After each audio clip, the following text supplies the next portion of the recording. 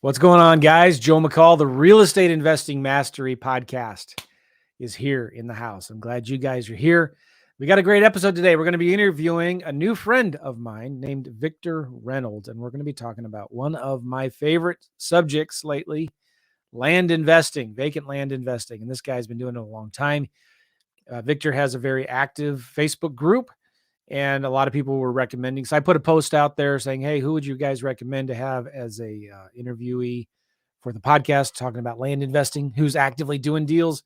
And several people recommended Victor. I reached out to him. I said, hey, can I get you on the show? And he said, yeah, sure. Let's do this. So on this podcast, we're going to be talking about all things land investing. And we're going to be kind of asking questions so that you, if you've never done a land deal before, have never heard of a deal like that before, can learn a little bit about how it works, and hopefully it piques some of your interest into getting into it as well. All right, so I want to do something here. If you're listening to this, thanks for listening to the audio podcast. Appreciate you guys. This is also going to be on a video on my YouTube channel. So if you have not subscribed to my YouTube channel, that's my big ask today. Please go to YouTube, do a search for Joe McCall, and subscribe to the channel. I do videos about 2 or 3 times a week on there, interviews like this. I just finished one earlier today where I was actually showing you on the video. It's called REI Secrets. It's a series I do on my channel called REI Secrets, where I showed on today's episode how I go into counties and look to do some research on picking a county. And this can apply for houses and for vacant land. All right, so go check out my YouTube channel, subscribe, and click the bell for that notification thing, and I would really, really appreciate it. All right, so let's bring Victor in. Let's see if I can find my mouse here. Oh, where to go? There it is. Sorry about that. Victor Reynolds, how are you, my man? I'm good. How about yourself? Nice. Thanks for being on the show. So where do you live, Victor? I'm in San Francisco, California. Oh, man, I love it out there. It's beautiful. What part of San Francisco? So I live on the south side of the city. I was born and raised out here. So I'm very close to the outskirts where, on your way to Silicon Valley, where I used to work a lot. So it actually worked out well for me. I used to live in Antioch. Do you know where that's at? In the East Bay area. Nice. And there's a delta out there where there's a bridge that goes over the delta out there. There's a power plant. And I worked for a company in 2000 that helped start that power plant and helped build it.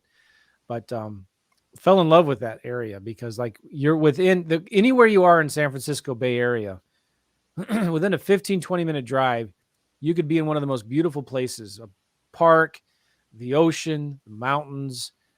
Just there's so many things to do out there. It's incredible.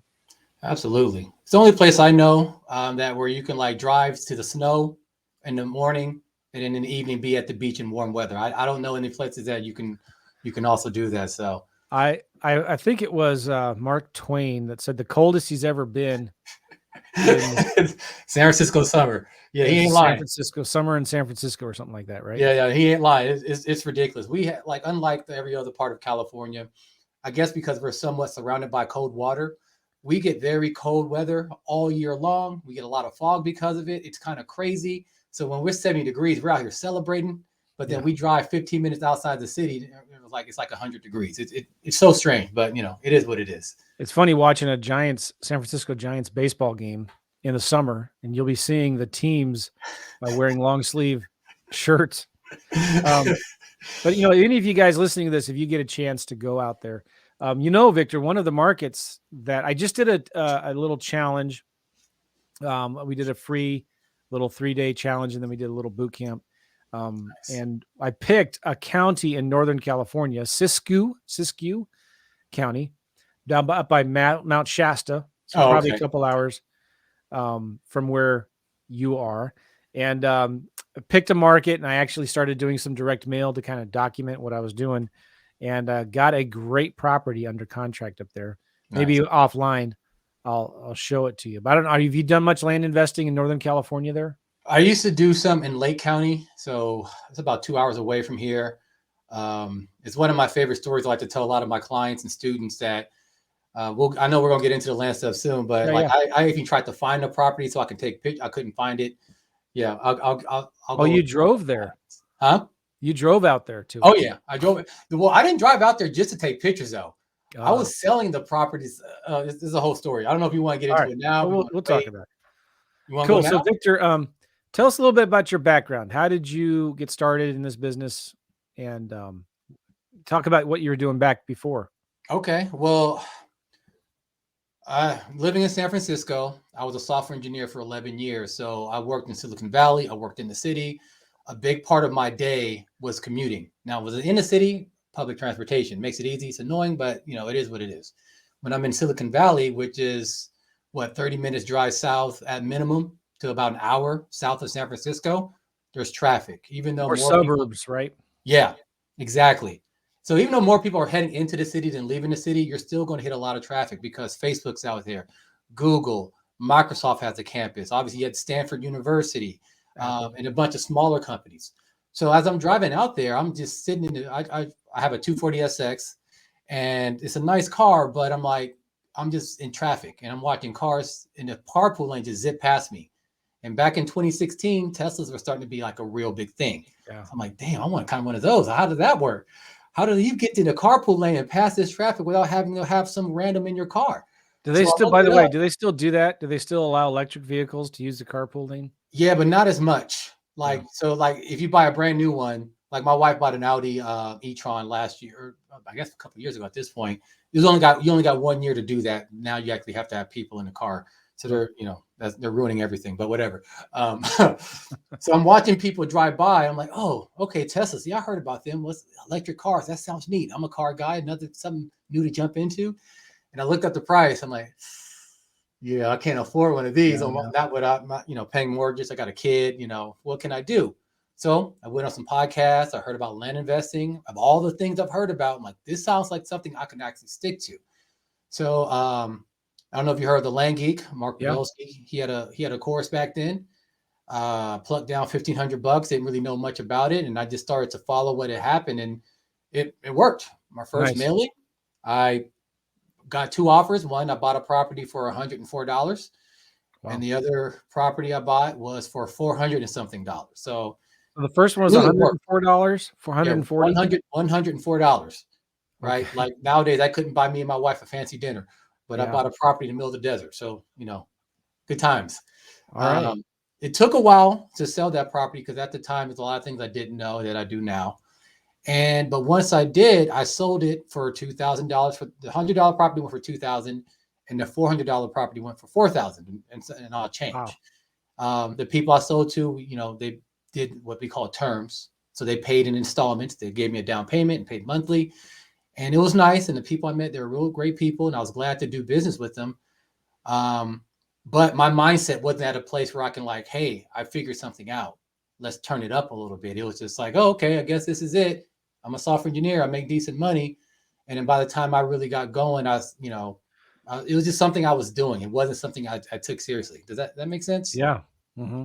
You kind of were maybe a little too comfortable in your normal job, right? I definitely was. I definitely was because I was making six figures. My wife was doing okay. It was easy. Land investing is real simple. I didn't have to think. I made a little bit of some code to kind of organize myself and to kind of get things going. So I thought I was hot banana, Mr. King Ding-a-ling, just doing my thing.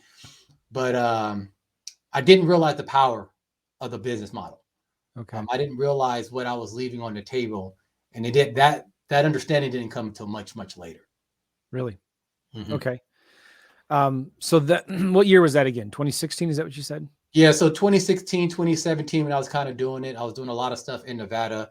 A lot of the newbie land investors are told to go there because it's really easy to get property there. And I don't know if that's still the case, 6 years later, but back then it was, again, it was my first mailing, not knowing anything. Yeah. And I got two accepted offers out of that. So then how many deals did you do during that little time frame there? That will probably be, so 2016, 2017, I want to say about 12 deals, 14 deals, somewhere around that, just going slow, not really, again, just didn't take it seriously. I didn't know what taking something like this seriously meant. I just knew that, okay, well, I just got to make sure I get these mailers out. And Back then, I used to mail them by hand. So I don't Oh, know if you can see the printer behind me, but print them yeah. out. Me and my wife used to stuff envelopes, put a little stamp on them, big old stack of envelopes, drop them off in the mailbox, and sit there and wait. I can kind of see it there, but that's all right. Yeah. Oh, there it is. Yeah. There it is. All right. So you're doing the envelopes by hand. Wow, crazy. All Yeah. right. So then you just dabbled kind of in that for a few months, a year, maybe. Yeah, about a year or so. And I was having trouble selling some of those desert lots. And then that's when I met um, my actual coach who actually took me under his wing. And he's like, dude, you're doing this all wrong. I'm like, what do you mean? He's like, well, what do you know about, due diligence? What do you know about these deed types? What do you know about real estate law?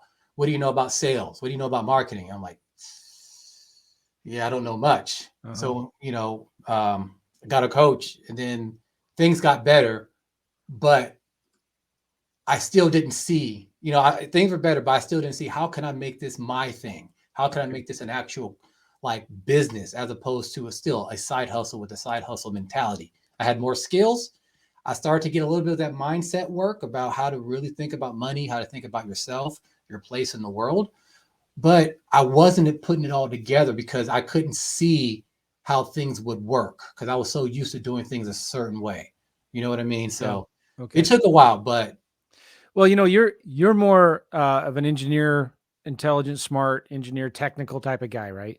And absolutely. so I can imagine, because I can kind of relate. I had a degree in civil engineering, and I love computers and all that. But I've had the challenge in my getting into real estate of like over analyzing things, right? And having to know all of the answers, all the what ifs, all the I's dotted, all the T's crossed, a blueprint from A Mhm. to Z, the beginning to end for every deal. And like you just can't find that. Was that a struggle for you as well? Oh, 100%. And that's probably why it was so tough for me to see the potential in what I was doing because this is what we're doing. We're finding a valuable asset and we're getting it for cheap. Like that alone should have told me if I can just get more of these assets and there's so many of them out there, I can write my own ticket. Hmm. But I didn't see it that way. I saw like, oh, this is lot property that most people don't want and it's hard to sell and it's dirty out there and I can't never, it was all these stupid excuses that didn't make any sense. So You were once I still making money doing it. You were still doing well, right? yeah, you would think to a logical person that would like, you know what, you may not understand it, but it's working. No, I didn't get it. It just didn't make any sense because it wasn't the same. My paychecks for my job are a lot more. Um, I'm hearing about these other internet marketers driving Lamborghinis and all that. Now I know that these days that may not be what all that glitters isn't gold Yeah. or whatever. Yeah. Yeah. But Yeah. back then, I'm like, oh man, that sounds amazing. How come I'm not driving a Lamborghini? Oh, well, because I'm getting these stupid payments for $200 a month, and I'm selling property for about $1,500 total. Man, I'm in the wrong business. You see, bad, bad, bad, dumb thinking. Just so That's stupid. funny. That's funny. So back then, were you selling them just for cash or were you selling them on owner financing? Well, before I met my coach, Ken, I was doing the owner financing thing, and I was really making no money. And when I was trying to brag to my friends, like, yeah, all I gotta do is get 20 more of these properties. I'll be making $2,000 a month. And even as I said them, like, that's the dumbest thing. Like, this is hella work for what? So I was mad about that. Met my coach. He's like, yeah, that payment stuff is stupid. You only do that if you have to. Get cash. Otherwise, how are you going to quit your job by making $300-400 a month? You got to be able to sell for cash. You got to do it quickly. So that way you're bringing in thousands of dollars every month Yeah. and then you can kind of build off that much more easily than you can. Because like hell, you do a payment thing, you can't even buy your next property if you're going to look strictly from the business profits until you like had like 6 months in, and I'm like that's stupid too. Hmm. So yeah, it was like a bunch of mixed signals and not really sitting down understanding what I can do and all that. So a little bit of cash, a little bit of terms, but they were still small amounts of money. All right. So then what happens? Well, so I'm getting lured away from the internet marketing thing and sales online and all these other things and Amazon FBA and all that other Okay. So all Victor, let's put this in context a little bit. You're an entrepreneur at heart, right? absolutely. And so you're getting a ton of shiny objects. We're in some of the same circles, right? I Hmm. got a bunch of double comma club awards right here on my wall. And I Nice. don't like showing them off because my main heart and soul is in real estate, right? But like Man, it is so easy, isn't it, to get tempted with the latest and greatest crypto, e-commerce, affiliate marketing, so like, oh, that's interesting. You struggle with those same things. All right. Oh my God, yeah. I'm telling you, man. I'm like, oh my, they're living a life from a laptop. I can't do my business from a laptop only. I gotta get on the phone. I can't do this internationally. I mean, obviously, I didn't think there's other ways, but Yeah. like they make it sound so easy. I gotta get up. I ain't gotta talk to nobody. I just look at my Facebook ads. I'm like, oh, I'm in. So at this time now, I'm working at Warner Brothers in San Francisco. We're working on some mobile games, DC Legends. We partnered up with Niantic to work on the Harry Potter Wizards Unite game. Awesome. So I'm doing all that, but the whole time that siren song, like, ooh, all this free money out here. You ready to take advantage of it? So I'm like, okay. And then I'm dealing with office politics. Didn't like that. It was all bad. So like around my birthday, I remember came home from work. I was frustrated. I was mad. I'm pacing. My wife's like, why are you so upset? And I'm explaining what's going on with the office. I'm like, I'm gonna quit. And she's like, yeah, you should quit. I was like, wait, what? Yeah, you should do it. And I did not expect her to say that because she's a lot less risk averse. She's no risk. I bet on myself a lot. So I'm like, yeah, you know what? I talk a lot of trash, but I'll do it if I have to. But she's like, you should really do it. You only live once. Your stress levels are high. You're miserable around this house. I don't like that. So figure it out. I'm like, you know what? You're right. So how old was I? It was 2018. I quit. I'm like, I'm done. I'm out of here. Middle fingers in the air. Had a trench coat. Flap. I was out. All right. After that, I'm like, I'm gonna be the affiliate marketer I was training to be. I'm gonna close sales on the phone. Right. Notice I'm not saying anything about land investing. So as did you go to, by the way, did you go to Traffic and Conversion and Funnel Hacking Live? Those events? I haven't done those, but I did similar ones. I did have my own ClickFunnels account for a while, and I was doing what was called AWOL, now it's called Full Stack Marketer. Dan Locke has at the time, high ticket closer certification thing, and I was like, oh, I can make sales on the phone. I'm doing everything but land investing. I tried to become a business coach without having a business, which was dumb. I wrote a book, which is actually really good. I did a lot of self-development stuff during that 2018 year right before I quit. Okay. So that also kind of pumped my head up a little bit, like I can do anything. And it wasn't wrong. I still needed a plan, but that's a different story for a different day. Yeah. Good old Dan Locke. Yes. Yeah. Mistakes. All right. Anyway, go ahead.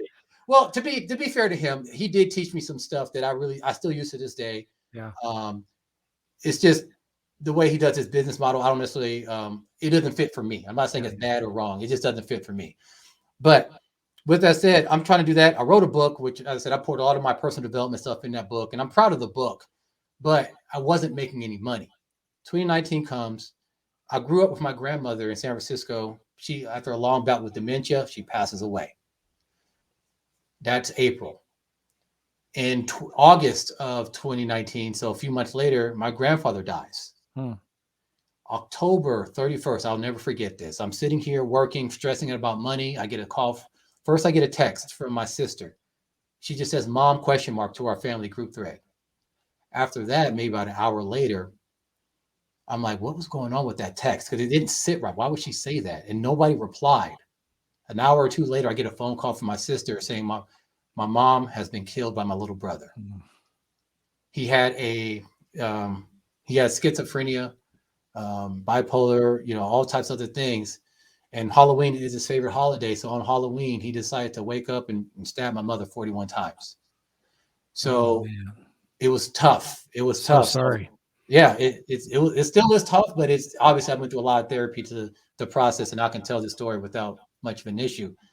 But at that time, I actually found one client for a business that client wasn't working out well for me.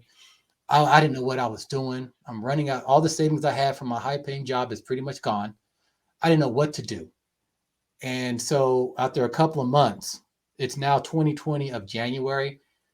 I'm on Craigslist about 5 a.m., like looking for odd jobs so I can just maybe I just need to run more Facebook ads. By the way, everybody, if you don't know this Victor lives in one of the highest cost of living, most expensive places in the United States. Mm-hmm. It's not cheap. I don't know if you own your house or you're renting, but it's not cheap. We own, so a lot of pressure. Yeah. A lot of pressure. My wife is like, what are you doing? But she's upset because obviously she's going through the grief, and it's only been a couple months since the whole thing happened. Coach called to me. He's like, dude, what have you been doing, man? I'm like, I don't know. He's like, you need to get back with me. Look, just pay me this amount. I'm gonna get you right again. And at the time I looked at my bank account and I showed a screenshot of this. I knew at this point, I was like, I've hit rock bottom. I'm on Craigslist looking for odd jobs just so I could pay for more ads, hoping something will stick and having no clue what the hell I'm doing. Craigslist. Okay. What do I do? Bank account, negative $275. Great. I'm overdrawn. That's business. Personal account. It had to be under $100. I'm like, shit, what am I going to do? So I knew I had some stocks. I bought some stocks back when I was still working, and I sold some of them, and I paid for some coaching. And I still didn't have money to buy property, but he gave me the new tweaks to how to do things. And I took them and I ran with them. So this was a real estate coach, right? Yeah. My same coach, Ken, that found me, dude, you're doing this wrong. We came in touch. The reason why I separated from him, he had a lot of tough love. He's an old black man. And there's sometimes I'm like, yeah, I guess I need that. Other time I'm like, dude, I don't want to hear that right now. But he never told me anything I didn't need to hear. He always kept it real. He was honest with me. Just sometimes, man, when you just think you know everything, you're like, yeah, I don't need to hear that. I don't need to hear that. So I'm like, I don't want to work with him anymore. And that's when everything will start to go downhill and the shiny objects came in and all that. So is land investing one of his favorite niches in the real estate space then? Yeah, like he's done like the single family properties, the vacation homes, the Airbnb. He done all types of other stuff, but land is like his bread and butter. Okay. So he's always working through that. Now, for me, at that time, I'm like, I don't know how I'm going to even buy a property. I don't know where to go. So he gave me some ideas of where to go. I looked at his new curriculum. Most of it was the same, but there's some little tweaks. I'm like, okay. It wasn't long before I had a couple of properties, just to purchase for about $375 each. I bought them, and then I sold. He's like, hey, you know what? I got a sister. This is elderly. I have a sister. She owns some more properties that my parents had before they passed, and that's hers. You should talk to her. We need to sell them all. I'm like, okay. So now I'm on the phone with this nice woman, and she's on the fence. She's not sure if she should sell or not. And that's when I started using the stuff I learned when my struggling. So from Dan Locke, how to really sell, how to really understand where the person is coming from and let them know, hey, my solution is going to be best for you. And if it's actually true. And in this case, it was. And after a long conversation, she decided to sell. So I was able to get about $2,000 worth of property, from the brother-sister combo. Well, actually, that's how much I paid roughly. And it was worth about $8,000 or so. All right. And it didn't take long for me to sell them all. And I was back. And I just kind of hit the ground running. And I had a different renewed focus. I had a different renewed idea of what I can do with this business. I actually started making plans about income and how much things should be for, this and that, because I didn't have another job to pay for the investments. I had to be very strategic with what I was doing. Mm-hmm. There's a lot of stuff I had to figure out back then, but I was bringing the money again. My self-esteem started to go up. My self-worth started to go up. The shiny object didn't seem so shiny after a while. I was a lot more focused on what I was doing. Yeah.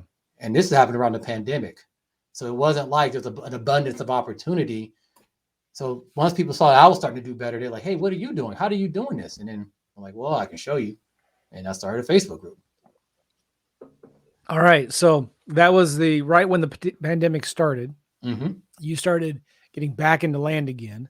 Yes. And so you start buying properties for $1,000 each or whatever. And then you're selling them, 5-6 times as much? But 3 or 4. So the Okay. properties I was buying around there were about between $300 and $500. So I'm selling about between $1,500 and $2,000. All right. So people listening to this they're going to be thinking, what are you talking about? You buy land for a few $100 and you sell it for $1,500, $2,000? Where? I mean, tell me where it doesn't work. That's a better question. I'm right now, I personally stay away from where a lot of people invest in land. So a lot of people, they jump to the Arizona, the Nevada, the New Mexico. Why? Because you can easily get a desert plot for, some pocket land in a bag of Doritos. Like, okay, great.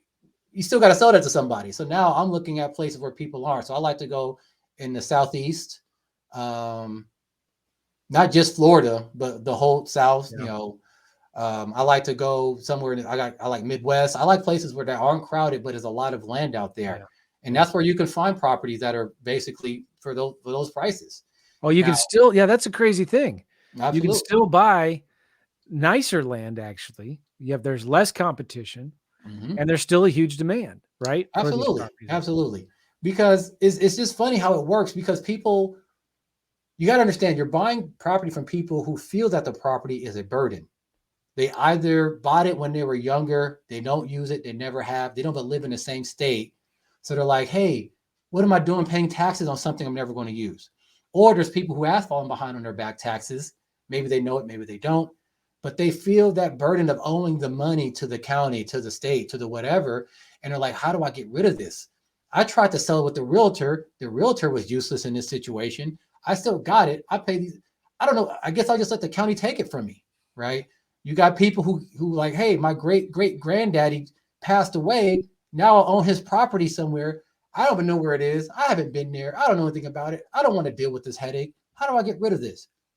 That's why there's so much opportunity. And these things happen all the time. People are always getting older. They're always changing their life plans. They plan to build a house on a property at one point, and then something else happened, and now they don't want to do it anymore.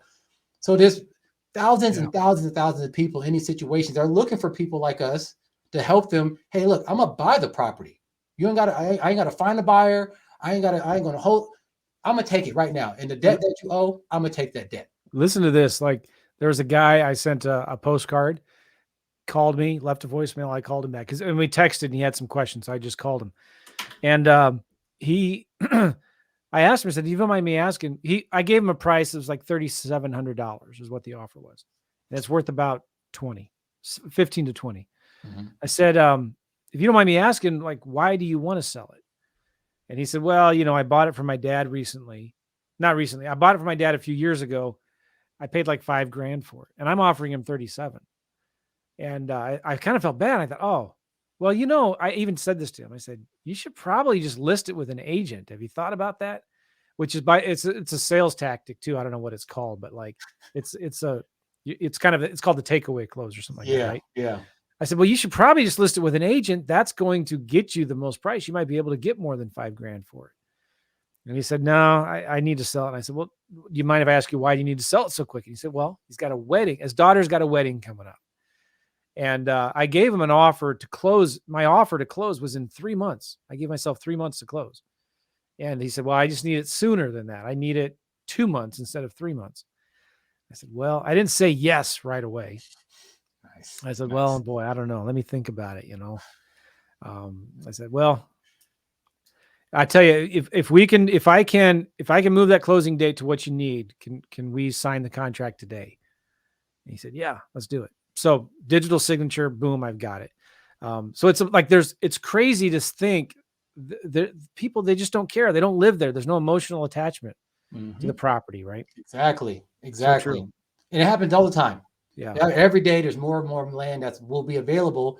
It's just not on the general market where everybody can see about it. So you just got to be able to kind of dig into that and find those people who need your help. Yeah.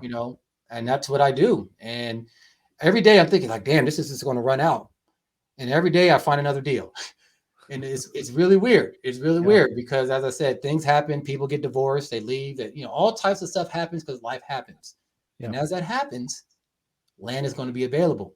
And now something that was considered an asset to them is now seen. That same piece of property is now seen as a burden. Yeah. I'm going to relieve that burden.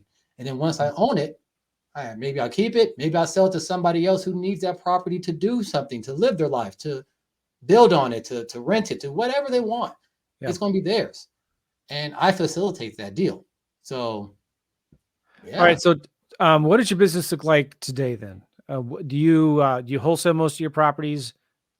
I still buy all of them for the most part. The reason why I don't wholesale because it's too much work. To be honest, it's just too much work. Buying it is much easier. It's much faster, and I have a lot more flexibility what I do with the property. Now, with that said, I do work with a couple of people who buy as soon as I have it. So it's almost wholesaling, but I'm just not taking their money to purchase a property, or I'm not just assigning a contract. But like as soon as I buy it, I know it's going to be sold and I kind of know the price I'm going to get for it. And then me using my own money just to kind of speed things up, just kind of makes things happen. So that's what I do now. And then if it's a property that's like a lot more expensive, more out of my price range, then I'll link up with a funder and then do the same thing that way. Yeah, I was going to ask you about that because a lot of people are wondering, like, man, some of these I want to buy, but I don't have $2,000 or $5,000 to pay for them. All right, so some of the properties you'll buy it and hold it, Mm-hmm. and then what do you do with it then? Well, for the most part, I'll only hold it if I'm like, I think I'm gonna use this for myself. But then I stopped doing that because I'm like, I'm not. Let's be honest. I'm just like the people who thought they were going to build a house on it. I'm like, I'm just going to sell it. So then my mindset shifted from, hey, let me make sure I get the best, whatever, to like, how can I make money fast? How can I do this quickly? Because before I had a job, I had income coming in. I didn't need the land stuff to do anything except just make me a little bit more extra money for what it would have been a car payment that never materialized. I never bought a car. But now I'm like, hey, I got 2 kids, I got a wife, I got a mortgage. I want to buy Fabergé eggs and fancy things and all that. So it's about, hey, how quickly can I sell this and make sure I'm making a good ROI on it? Yeah. So then I make sure that I do a lot of the work up front, meaning I'm buying it for the lowest price possible. That way I can pass on some of those savings on to the people who are going to buy from me. And that ends up building up my buyers list pretty well because they know I'm going to give them a good price. And that way they keep coming back to me for more property. So you're wholesaling. The way I term wholesaling is you get it under contract, you buy it, and you turn around and you sell it for cash to somebody else. Yes. So that's how you're doing most of your deals now? Yeah. I thought when you meant wholesaling, I was looking to find a buyer and a seller and get an assignment fee and all that. Yeah, I don't do that. I don't do that stuff. Okay, all right. So what's your on an average month, how many deals will you buy and sell like that? It depends. So like right now I'm having about a couple of deals per about 5 per month or so. Now that deal may be a bunch of properties together, or maybe just one bigger lot. It just kind of depends on where I am, what's going on, and then the speed that people move at. Now I do mostly self-closing that make things go much faster, but there's times where I just, if I need to do like a quiet title suit or something like that, then I got to go through a title company and let them do their thing. Sometimes with certain sellers, they only will sell through a title company, and some of these title companies are slow as molasses, so you just kind of wait for it. But in general, about a couple deals per week, and again, they could be of various sizes. I like the small deals, I like big deals. They're all good to me. All right, and then you're selling them. So you're buying them at about what, 25 cents on the dollar or something? Roughly, yeah. Depending on the place and just how hot the area is, I might go up to 50 cents on a dollar, but not much more. I don't do more than that. And then what do you sell them? What price range do you sell them at? Depends. It could be $4,000 all the way up to $50,000, and everything in between. Last year I tried to do less volume and more, bigger bulk deals or just more, but then I realized that those small deals kind of keep things going faster. A lot of base hits. Yeah, you need a lot of base hits. So, you're not going to win the World Series by just swinging for the fences every time you're at the plate. All right. So, yeah, I do a lot of base hits. Again, I tried to get away from that thinking I'm too fancy for it. And I'm like, that's stupid. So get the base hits to get guys on base. And then like when your big slugger's at the bat, then he can bring them all home. And now a nice hybrid approach has actually been doing very well for me. And it keeps me from being complacent, to be honest. All right. So what's your average profit on a deal? Usually about 3x my money, usually. Nice. And that's, including my, like, I actually don't include the mailer in individual deals, but any back taxes, the price, things that would facilitate the deal, things like that.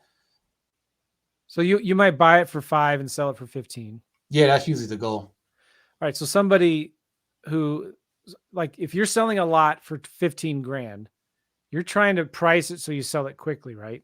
Mm-hmm. So are you pushing the upper limits? Like, what is that property that you're selling for $15,000? What's it worth?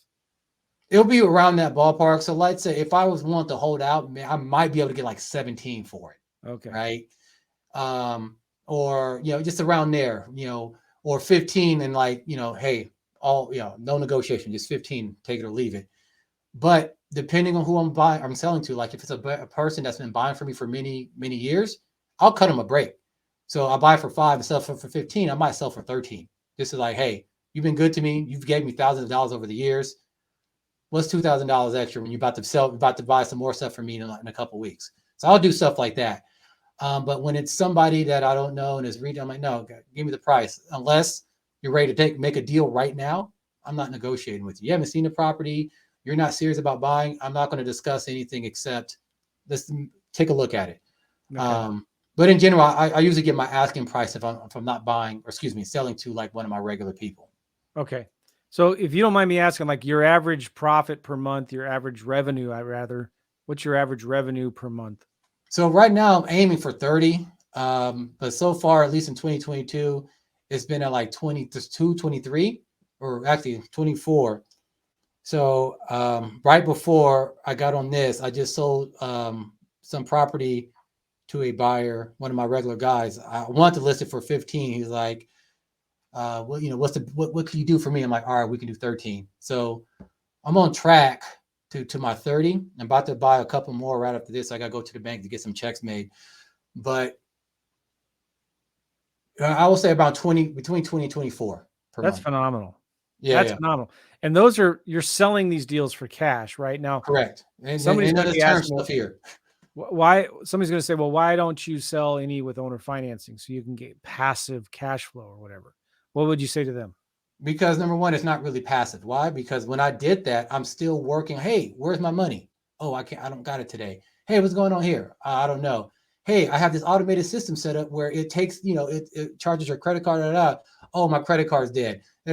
It's craziness. It's craziness, right? Now, again, there's times where I have to do that because of a certain property just doesn't move as fast as I want. I'm like, fine, take it. I just need to get some money back so I can get my next piece or whatever it is.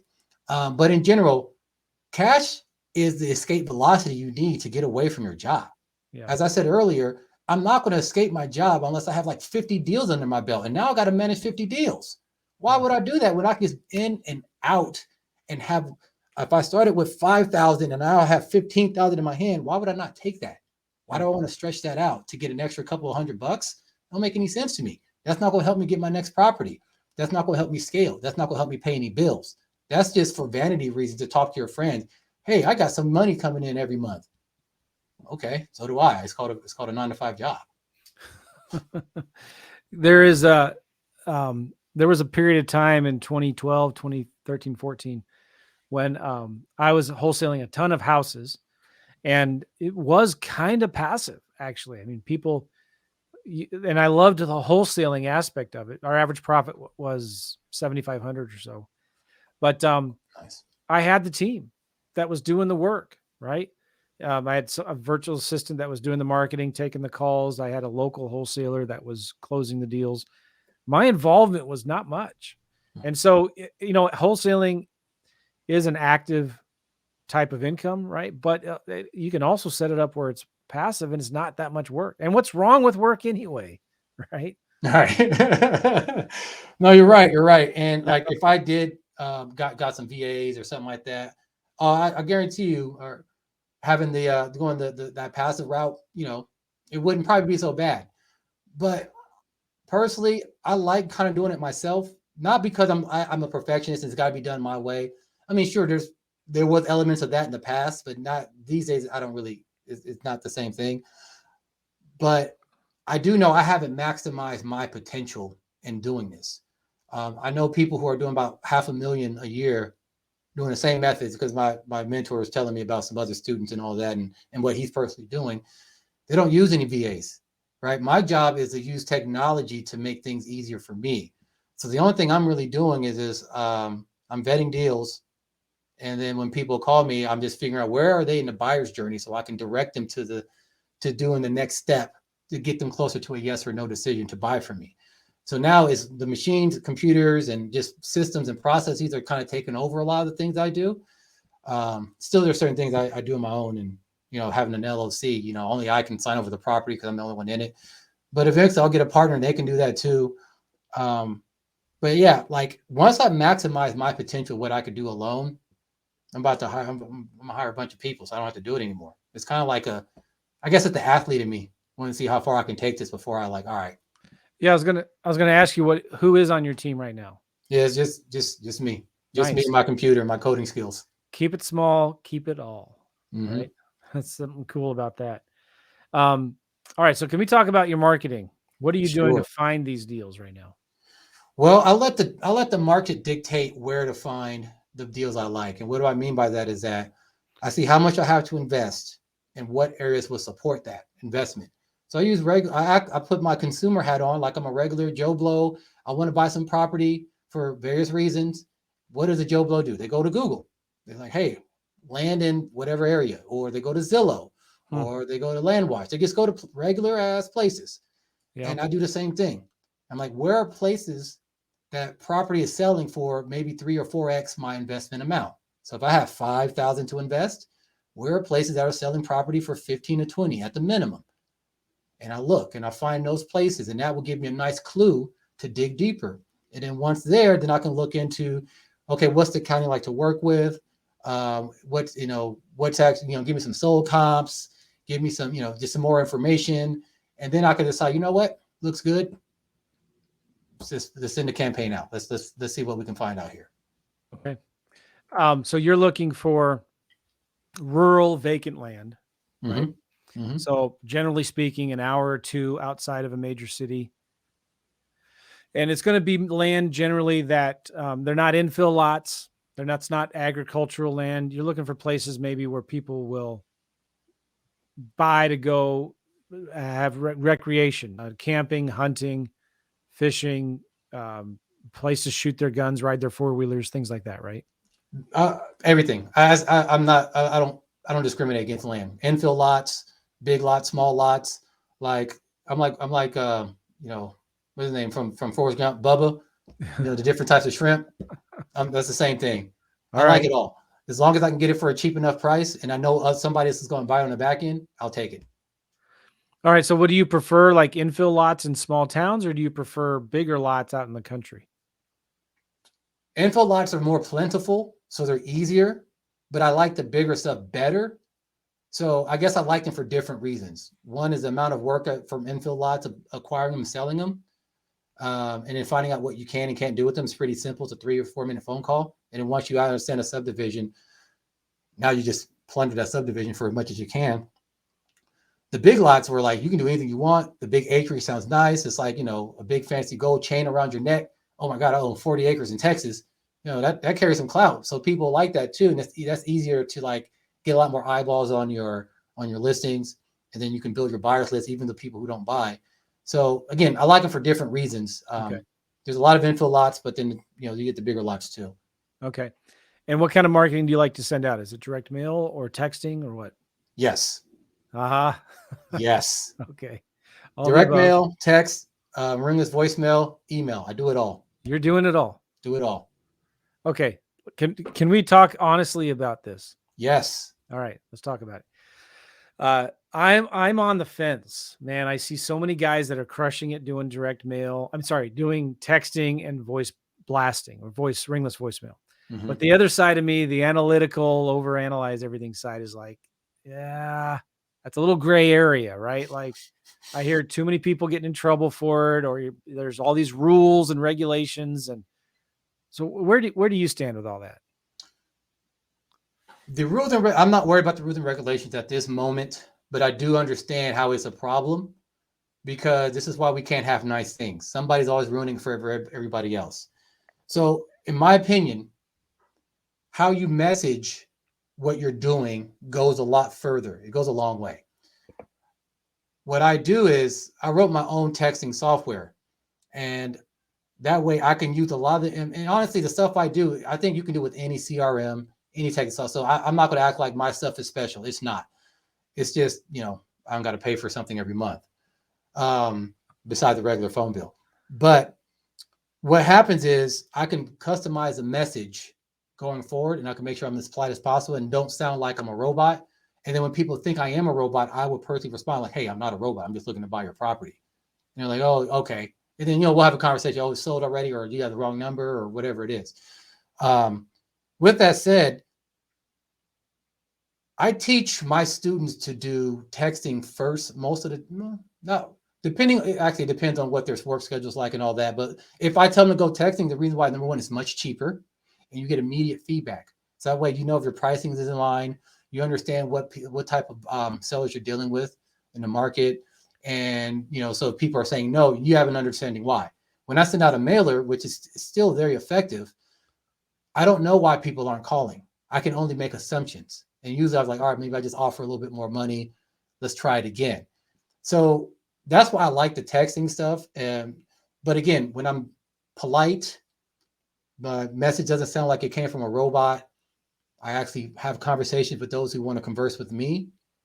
I don't worry about getting in trouble. I don't worry about that. And the good thing is, like, let's say I do like 100 texts a day. I'm not speaking to 100 people. 50 or so or more may not reply at all. A couple will say, hey, wrong number.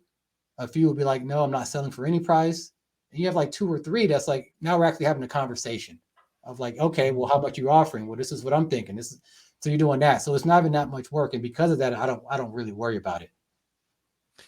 So what is you mix your texts up, I'm sure, right? Mm-hmm. Are you finding it harder with deliverability to get them through, or what are you doing there? I kind of just don't care. Okay. Because I mean, I'm gonna hit them with every avenue that I have at my disposal. First is texting, then ringless voicemail, and for me personally, ringless voicemail hasn't done anything for me, but I do it just in case. It's cheap, it is easy. Um, Texting, ringless voicemail. If there's an email available, I'll send it, but usually those bounce back as invalid emails, and then I'm gonna send them a postcard anyways. So I'm hitting it from different angles, and the reason why I'm willing to do that, knowing that sometimes the postcard is gonna be what gets it, is because the more times they hear my name and they see me trying to contact them, the more comfortable they get with the idea of me looking to buy their property. Also, certain people will not respond to text, but they will to a postcard, and some will respond to a text faster than a postcard. So you don't know who's going to do what or who's going to say what. So you just get them with everything you got. So that way you cover all your bases. Okay.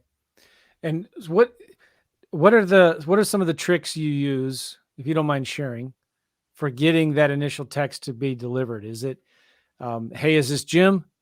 Or are you saying things like, hey, I'm looking for Jim who owns this 4.2 acre lot in X county. All right, so everybody write this down because this is something. This is going to be good. I say first, I just take their first name. Hey, John, my name is Victor. I'm looking to. I see from public records you owe some vacant land in XYZ county. Just and if I know they owe some back taxes, and it looks like you may owe some taxes too. Are you thinking about selling that property? That's your initial text. My initial text. Wow. And then if they don't answer, the next day I'll be like, hey, is this John Smith? Do I have the right number? Then if they didn't answer the first one, don't answer that second one, right? If they don't answer the second one, then I'm like, all right, well, I'll just send them a voicemail and then send them a letter in a minute. But if they answer that second one, then I'm all right, cool. We're in a conversation. Why do I want to do that? Even if they're saying no, because I want to know, do I have the right number? Do I have the right person? Do I understand who I'm talking to? What's going on? I don't want to be in limbo sending them a postcard knowing they don't want to sell. So I try to find out as much as I can as cheaply as possible. And again, when people text back saying like stop or whatever, I'm like, hey, I'm not a robot. I'm a real dude. And it's real. The phone number I text from is an actual phone number. They call me, I answer it. Or they can leave a message and I'll say, give me your information and all that. But it's a real phone. It ain't, I'm not a robot. It's not a 7 or a 4 or 5 digit number. It's a real number. So there's that. And because of that, it works very well. Now I play with the wording, I change things up. During my I don't need land investing days, I studied ad copy, I studied marketing. So I take a lot of the lessons I learned there and I try to apply it. I do the same thing with my postcard as well. And I just try different things just to see what works, just to see what people respond to. And right now that's what's responding. The 2 message approach, the first day, this is what I'm doing. This is who I am.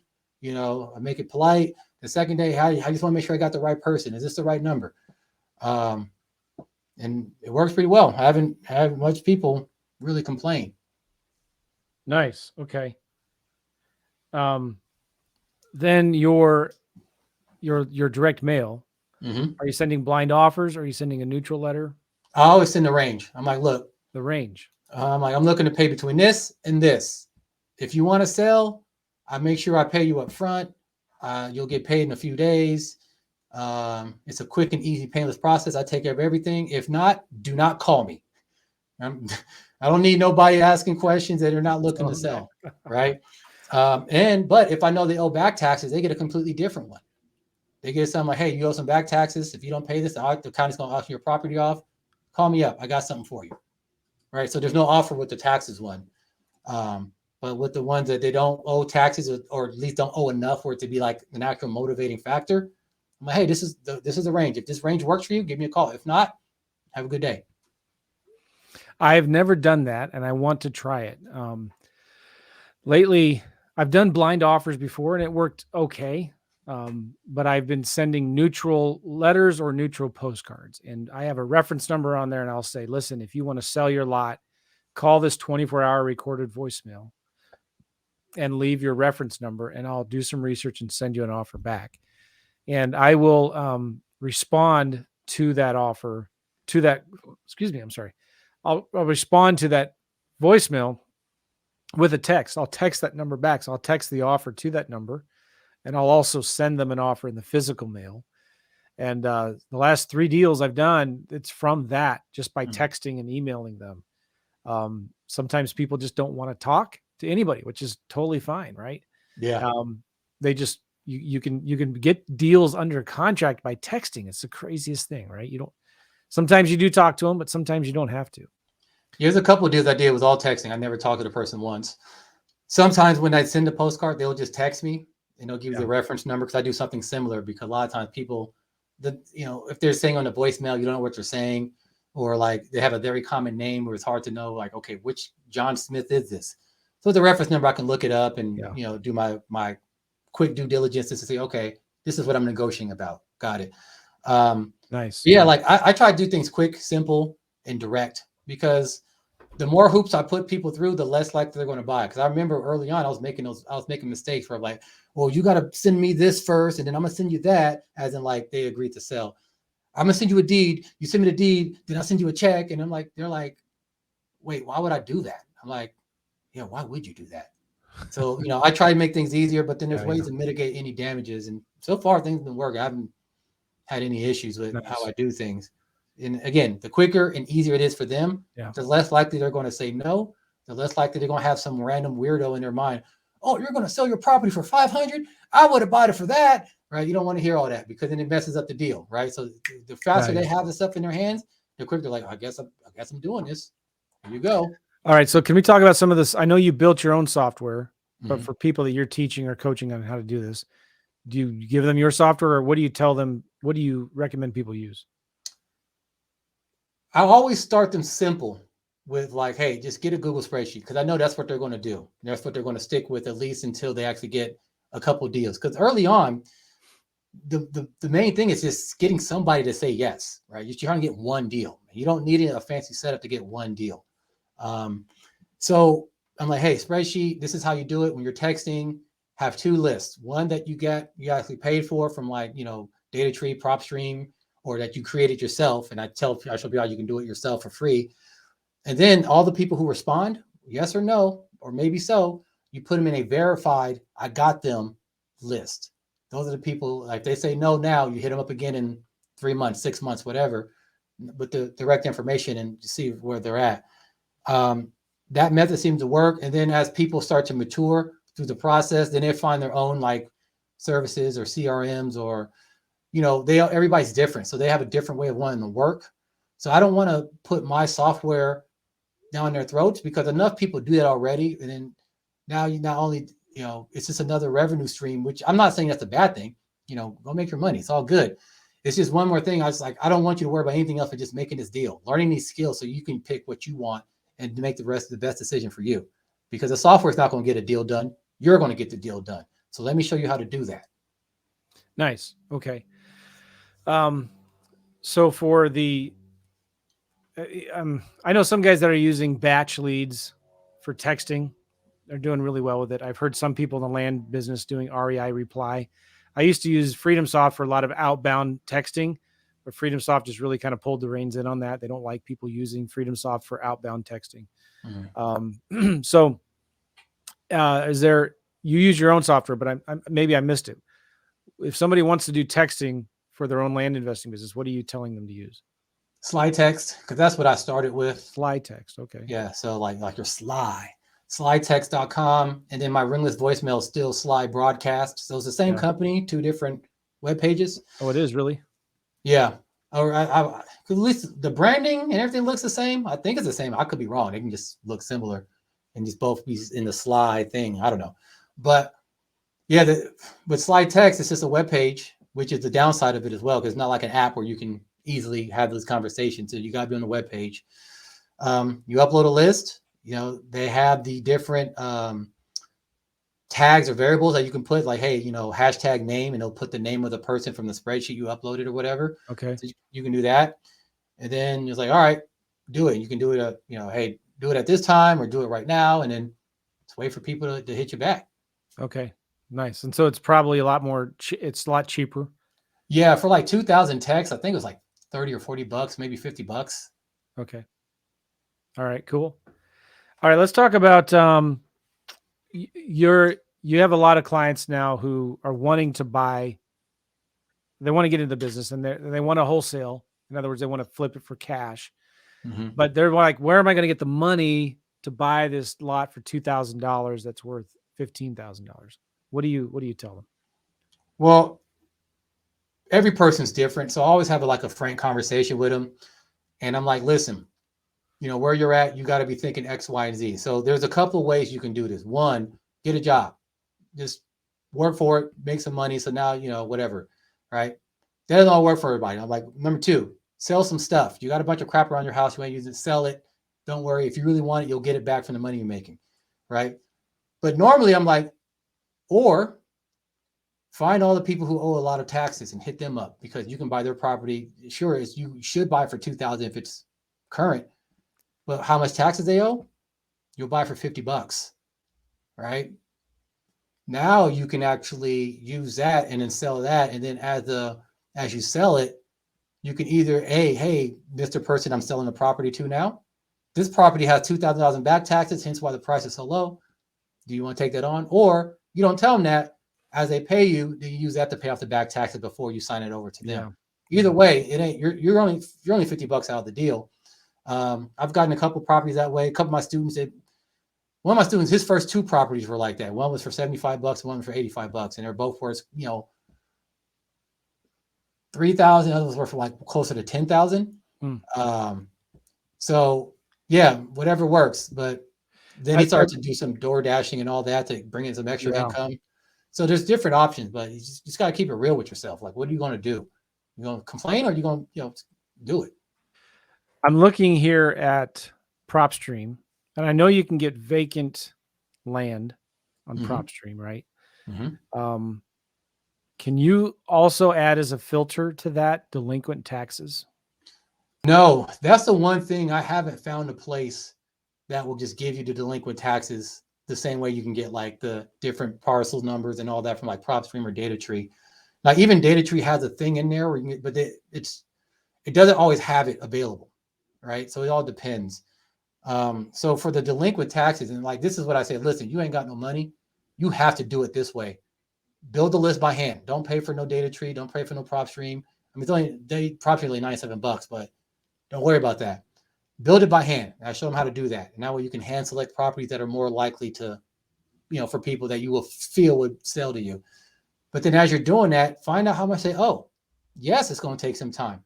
Yes, it's tedious. Yes, it's boring. But you know what else sucks? Being broke. Having a lifestyle that you're mad at and you're punching the air right now because you ain't got no money to do anything. So you can complain about doing tedious work, or you can work outside in the hot sun, swinging a hammer and doing physical labor. I'd rather be inside doing tedious work with my mouse and taking about 30 or 40 names a day of people who are going to sell to me and all that, and finding how much they owe, than complaining about not being fast, right? You ain't got no money. You ain't got no, how are you going to complain? So yeah, that's what I tell them. I'm looking here at PropStream. I'll have to show this to you later. But I just did a search for vacant land in one of my counties in North Carolina, and I went to the filter, and there's an option for tax delinquent year, and Oh, it asks for a start year and an end year, and I just did 1900 to 2022, and it worked. wow. I They're got adding new features to 1027. PropStream. Yeah, let me do like 2012 to 2022. I would do The last, 2012 like 20. Yeah, yeah, that's actually good. so Yeah. I did the last 10 years. In this one county, I have 1,000 properties. Now, this is it could be a quarter acre lot, it could be a 500-acre lot. Mm-hmm. I didn't do any more characteristics than that, but it's just the list choices was vacant land and tax delinquent year 2012 to 2020. Wow. This might be something I got to look into. That's a game changer. That might be good. That's a game. I stopped using PropStream to go to data tree, but something like that. That was Maybe, great. maybe now. Yeah. So here's one that there was a tax delinquency in 2018. One thing, when I was looking into this at one time, I was looking at the properties that had just come on. No. I was looking at properties that were tax delinquent 3-4 years ago. Mm-hmm. And then I thought, well, because they were paid right before the auction, they were taken care of or whatever, right? But guess what? Every single year, most of those properties are late again on their taxes, right? So it doesn't matter if the taxes were paid off and are current now, they're probably going to be late again. So always send any tax delinquent list that you can get. It's a great list to send to. Yes. All right, so cool. I got to ask you some more questions, man. This has been good. We're over an hour. Title. Do you self-close your deals? Most of them, yes. Okay. Is there like a price limit where you use a title company? I used to go by the old adage 5K and up title. Now it's more about how well do I know the area? How easily can I find the title chain? And do I see anything fishy? Now, what I mean by fishy is like, oh, okay, you bought this at a tax auction. Okay, I can't sell no warranty deed with this. I got to do something like that. Other times it's like, okay, like for one I'm buying now for 9,000, I was going to do a self closing, but the little old woman can't find any of the paperwork that she needs, and I tried to look for it, and I'm like, okay, I'm finding some of the stuff. I'm like, you know what? I don't feel like dealing with this. So title company, you handle it. And she felt much better with that too. Yeah. So that actually was like a mutual thing. It's just taking forever in a day. So do you just find a local title company in that area to help you? Yeah. I'm just like, hey, because I mean, even if I have like one person or whatever, a company, they're just going to farm it out to the local area anyway. So okay. HOAs. Let's talk about that. Does that scare you? Do you turn away used from to HOAs? when I was a little baby. It don't scare me anymore. You know why? Because I know the type of person who will want to buy in an HOA area. Now it depends on the area. There's some places that have an HOA and they're defunct and it looks like Sanford and Son junkyard. I don't mess with them. That's a But if it's an area that is high class, well-maintained houses that are in the HOA, all near some great amenities that aren't just on paper great, but actually physically great, then yeah. So there's a couple places in Texas that I bought from that had HOA, and one HOA was $700 a year. Now, if you'd have told me that a couple of years ago, I would have ran for the hills. I'm like, all right, it didn't faze me. Why? And then I ended up selling that property because it's such a desirable area. I sold it in 3 weeks to a brand new market. I didn't have any previous buyers or anything like that. And I sold it for exactly what I wanted. I probably undersold it now that I think about it. But I was like, hey, I more than tripled my money. And because of that same HOA, I bought a couple of those properties for $250 a piece because they owed so much with the HOA liens. So then I called the HOA myself, like, hey, what could you do to work with me? I'm about to buy this property. And they brought it down a little bit, not enough to be like, oh my God, this is a steal, but it was enough where I was still paying what I was willing to pay, HOA or not, or lien or not.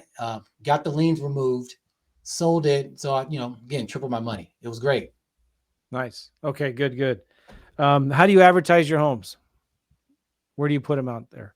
I put them everywhere. Not your homes, your vacant. Yeah, and I just got a lead from landwatch.com. As you said that.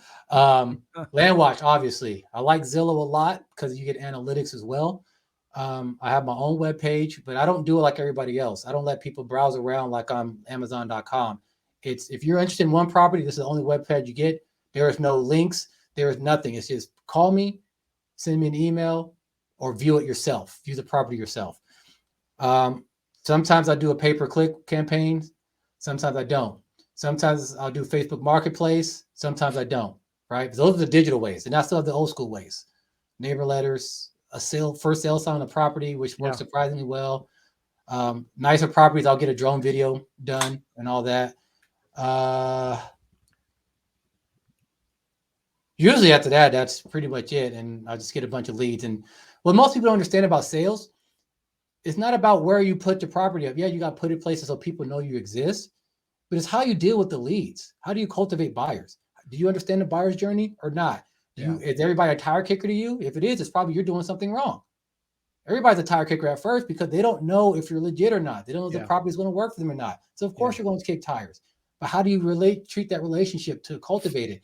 Because even if they don't buy property A, they might buy property D, E, or F later on down the line if you keep that relationship right. People don't want to do that. They want things to happen for them. They're wondering why they have a property for 6 months in the market and no one's buying. All right, good. You've answered almost all of my questions. This has been really good, Victor Reynolds. And I apologize for taking you longer. I'm already late for some other calls, meetings that I had, but this has been so good. Now you have a great Facebook group. It's called Land Investing for Professional Millennials. Talk about this group and why did you do it? Well, going back to my story in 2020, when I was kind of just getting back on my feet and everything else, as I said, it was the pandemic and people are like, oh, this seems good. You're turning things around. What are you doing? I'm like, oh, I have this land. I have this land thing, right? I'm having these separate conversations. I'm like, maybe I just put a group together. I can just kind of do that there and have people learn from me there. And I can just, go in there, say what I'm doing, kind of share what I'm doing. And that now they can see and they can understand. And then like, since I did so much personal development, I'm still in it. Not like I did it and I'm done. I'm heavy on that. I can sprinkle a lot of that in there. So the land is like the ice cream, but the personal development is like the real medicine that's hidden in the ice cream. So I have that going and people are starting to learn from there, or people who are already in the land space, they get to share their stuff and hear how I do things. And as you can see, I do things a little bit differently. That's how I stand out above the noise. So just having that going on and hear what other people are doing, that excitement gets me going. It gets other people going, especially if you're brand new to this. You're like, I didn't know this was possible. And you're still kind of in the wait and see mode, but you're seeing what I'm doing, you're seeing what others are doing. It kind of makes the tide that lifts all the boats. So that's kind of what's going on. So Land Investing for Professional Millennials. If you just go to Facebook, do a search for that. Land Investing for Professional Millennials. And you can put in a request to join. You got to be approved. You don't let any dingling in the group. You got to be good. So here's the thing. If you put in your email, I'm going to send you a training. It's a free training, obviously. It's about an hour and a half of everything I do and how I do it. And then how to actually get started right now with action. Do these things and you will start to your land investing journey. And you can also give me your phone number. It's all in there as you're looking to join. Nice. And if you're looking to get mentorship or something, we'll have a brief conversation. I can tell you more about it and want to know about you. You can learn about me. And we can see. Nice. Victor Reynolds, thank you so much. Appreciate you being on the podcast. Thanks for sharing your stuff. And I want to wish you the best of success, man. No, I appreciate it. This is very fun. I enjoy this a lot. Thank you so much. Yeah, I love talking about land. All right. So we'll see you guys later. Thank you, everybody. Go subscribe to the YouTube channel. Go to Joe McCall. Do a search for YouTube there. And we'll see you guys later. Take care. Thanks, Victor. Thank you.